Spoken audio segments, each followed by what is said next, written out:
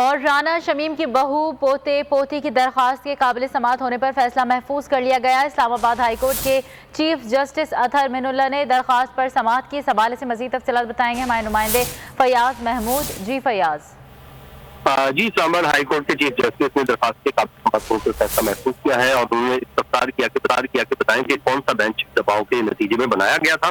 انہوں نے کہا کہ اس کورٹ کے ساتھ آپ ایسا نہ کریں جو بیانیہ چل رہا ہے، بتائیں کہ کون سا عدالتی بینچ دباؤ کے نتیجے میں بنا تھا۔ عدالت نے ہدایت کی کہ آپ اپنی درخواست کی ابتدا پڑھیں اور انہوں نے یہ بھی کہا کہ رانا شمیم نے آپ کو یہ پٹیشن دائر کرنے کی ہدایت کی ہے کیا، جس پر احمد حسن رانا کا کہنا تھا کہ نہیں، یہ درخواست رانا شمیم کی بہو اور پوتے اور پوتی کی طرف دائر کی گئی ہے، جس پر چیف جسٹس اطہر من اللہ نے ریمارک دی ہے کہ آپ اس میں کہہ رہے ہیں کہ رانا شمیم کی ساکھ کو نقصان عزت کا دعویٰ ہے جو خود وہ دائر کر سکتے ہیں، جس کے بعد عدالت نے اس کیس پر کے قابل سماعت ہونے سے متعلق فیصلہ محفوظ کر لیا۔ بہت شکریہ اپڈیٹ کرنے کے لیے فیاض محمود۔